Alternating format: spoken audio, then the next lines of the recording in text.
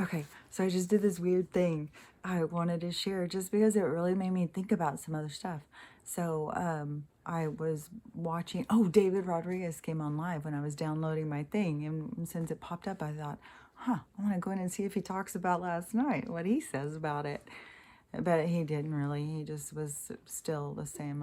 He was talking, he was having some personal tragedy in his family, and an uncle killed himself. And I mean, this is going on in everybody's families because this is everybody is having their own traumatic things go on. That's why it's pointless for us to get too caught up in everybody else's stuff because there's so much trauma going on, because that's how we learn. We learn from things going bad. That's how we grow. If everything was going all peachy all the time, we'd never grow. We'd just be a bunch of stagnation. So we have to go through these, it's the peaks and valleys. And, we're all going into a mass valley together as a collective. And it's so that we can spring forward and we can create a whole new world. As this world collapses, we're going to create something great from what we've learned from these traumatic events that has occurred. So, anyways, well, I went on to watch him, and he was talking about his own tragedies and stuff like that. And I always like him just because when he's talking, I get a lot of his perspective. Like, I just get how it, like, like somebody else I was just talking to, and they were saying, like, they can get my perspective too. It's like, you can watch somebody and you just like, oh, you just can feel like I get it. Like, you can relate. Like, you feel their feelings. Just like what I was talking about, I think the other day when I was saying, like, when we focus on our soul connections, you feel it. Oh my God, last night, the person who I have this weird connection to that I never even knew existed was all over the place in my dreams last night. They're just going all, oh my God, it was a very active night, but that's not what I'm here to talk about. I was going to talk about,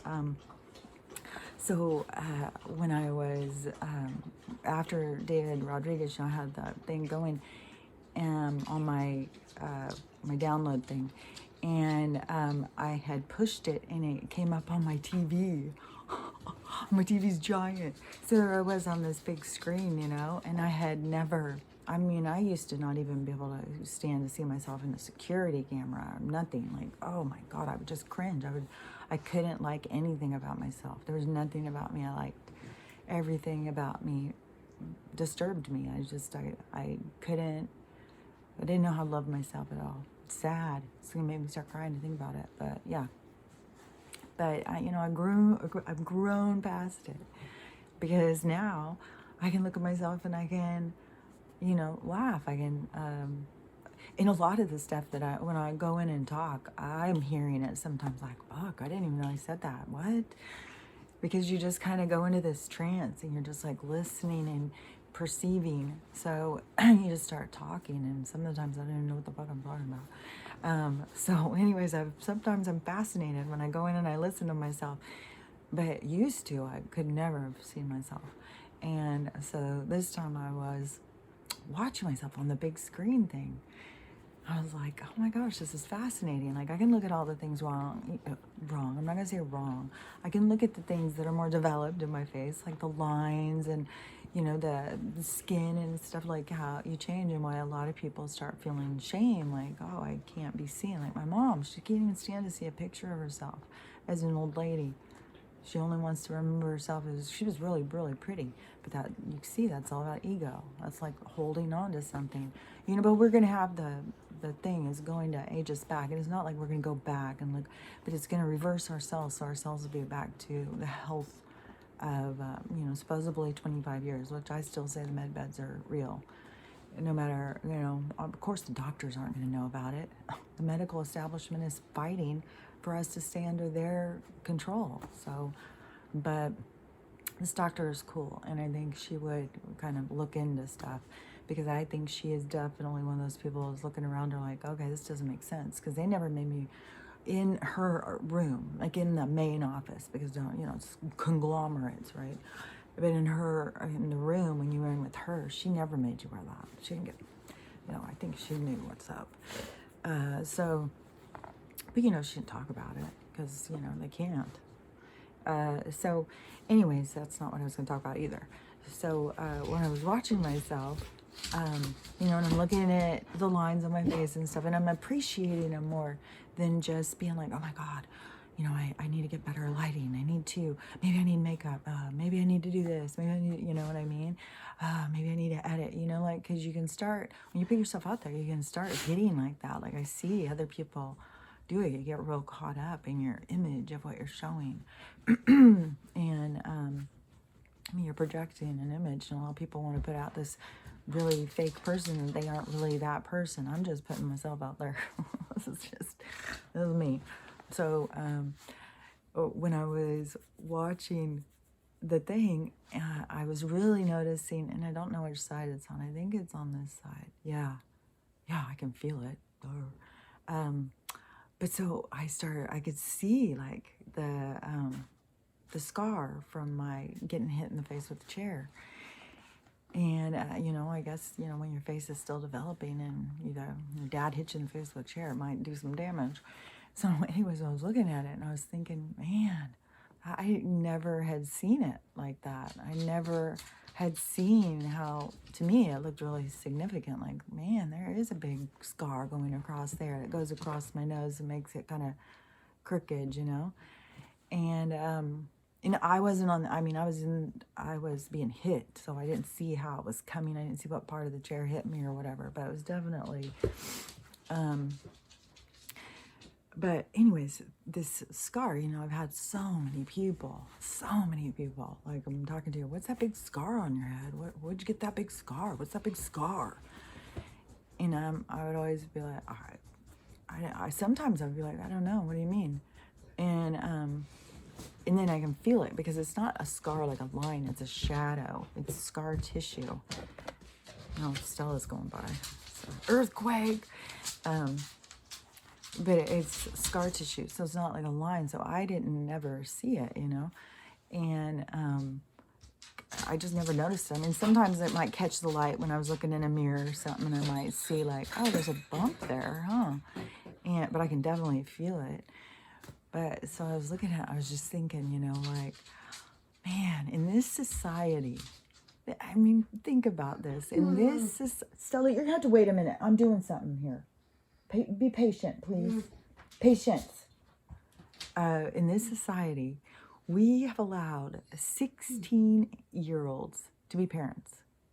Like, we've been like, oh, yeah, well, you know, you got yourself pregnant. Do it, girl. You know, it's what, when I keep talking about, it's what we've accepted. It's what we've allowed in this world, where we've been like, yeah, okay. You know, so I am growing up in a house that is utter chaos, you know. I mean, every single day was fighting. Because when I'm looking at it, I'm thinking, you know, like, why did my mom walk towards the kids when she's in a fight with my dad? Why did she, you know, and who knows what her perspective was at the time, why she's walking into the direction of the children, why she's in this big fight with my dad. I mean, I doubt she was expecting him to pick up a chair, but it just made me think about, like, you know, this whole, I'm gonna let it go. Hold on.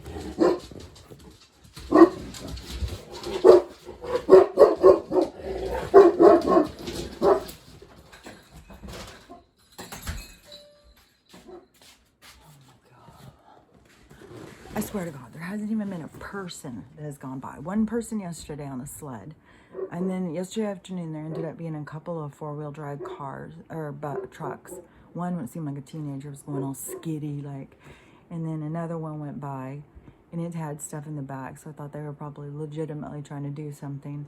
But, and then I saw one car later in the evening, but nothing. No mail, no UPS, no FedEx. No cars, nobody's leaving. Everybody's just, you know, staying put. So, I don't know what the fuck they're barking at. Yesterday she went out. I had a couple of rolls in the oven, and anyways, they got hard and crusty. So I went and I threw them out. When I took the trash out, I threw them out towards the street, because I thought, oh, there's like mice and birds. There's things out here that, you know, when it's like this much ice, they can't find anything to eat. So I threw those rolls out there. I thought that my freaking God, Stella saw me throw them, so she stood out there last night barking at the goddamn gate, demanding those fucking rolls.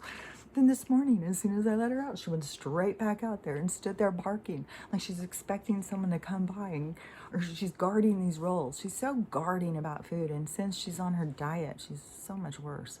Like, she just will sit in the kitchen. She won't move. It's like somebody might drop a crumb and I'm going to be here to catch it. And she started standing up at the counter and trying to get stuff. I saw her get food off the counter now. She'll just stand right up. Lucy, my other Mastiff, she used to stand up at the counter all the time. She'd take whatever was on the counter.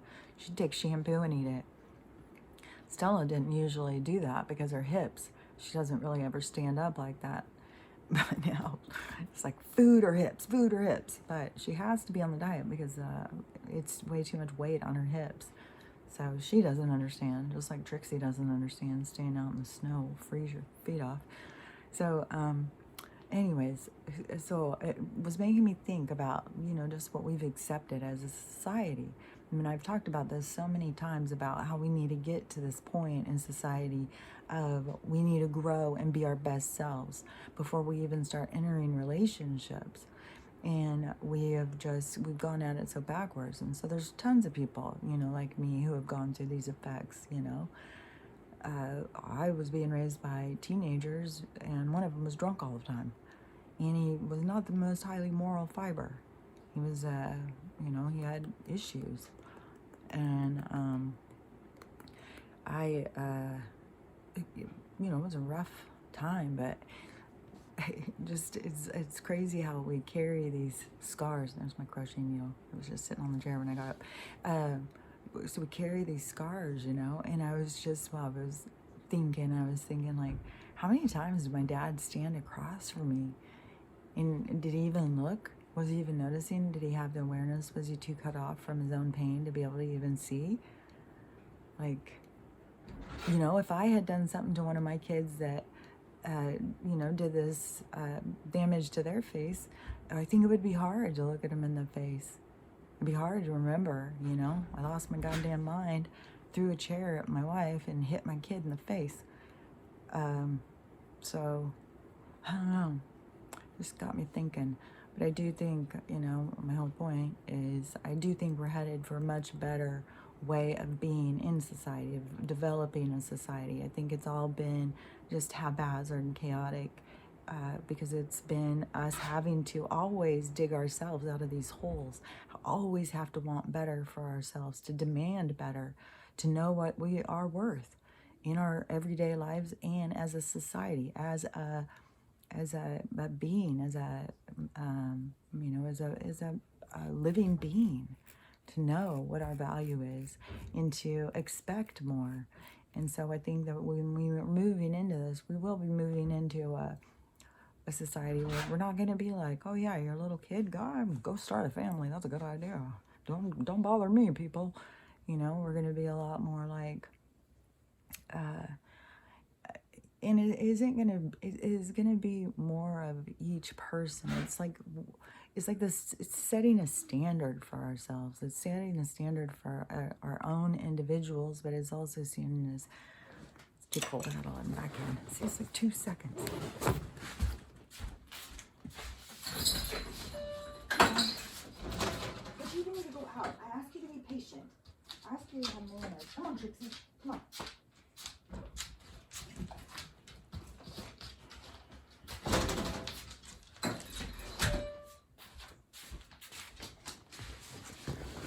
Being so demanding lately. But anyways, I think that it is, as a society, setting a higher standard. So it's not like us putting more rules out, like, oh, you're going to do this and you're going to do that and follow my rules. It's not like that. It's like as we, as individuals, set a higher standard for ourselves, our society begins to develop a higher standard for it. And so we raise the bar, we raise the standards, we raise the bar for, you know, relationships, for families, for all of it. It's definitely going to raise the bar on how we get our food and how, you know, growing healthy food instead of this garbage, this chemical garbage that they've been feeding us. Here was Stella with her drinking. That can be a loud thing, so I'll go again. But anyways, I just was thinking about that. And, you know, it's us. We are the change. There's no one coming to save us. We are the change. And if you're having different issues, like with the medical, with the education, those are your own things to pull in your own power for yourself. You know, those are, and everybody's going to have a whole bunch of different ones. Everybody's going to have different things, you know. I mean, I was working in the medical. I certainly wasn't expecting them to be the ones who would harm me. So, but, you know, then you have to stand up to them. And I didn't stand up right away. I still, you know, was taking pills and, you know, trying to figure out my health through their eyes and their tests and their bullshit. You know, so it's taking command of your own health and your own, it's everything. So whatever comes your way, it's up to you to defeat that beast, you know. And it could be the education system. See, I don't get all prepared and like, I'll just come in like whatever. I do get prepared when I go out. I don't go out a lot, but, you know, I mean, I'm just, you know, talking in my house to other people who are sitting in their house looking for someone to talk to and looking for someone to understand and relate to. So, oh my God, this is what my day is like. Especially like that is another way to read the energy. The dogs are so tense. What the fuck was that? What the hell is going on? I don't know what's something. I keep having things. It's weird. First, when I was talking, what the fuck is that? Oh my God, I don't know what the hell is going on. This is the weirdest freaking world. I swear to God. I don't understand what's going on. I don't know what that was. What it is. Maybe there really is something about to come up. Ooh, maybe it's a ship. Maybe fucking I'm gonna get beamed up. Oh, please. So, anyways, you know, it's up to all of us. We are the ones who are going to make this new world. We are going to be the creators of our new existence. And that's why I say, focus on what you want. Focus on your ideal life. Focus on what your desires, your dreams are, like the best. Don't focus on the horrible stuff. We got to get out of this focusing on the horrible stuff because we keep it alive. We got to bring to life the good stuff. So, you know, focus on the beautiful things you want for your future and the future of mankind and the earth. The earth is going to transform back to a beautiful, you know, that's the only hope.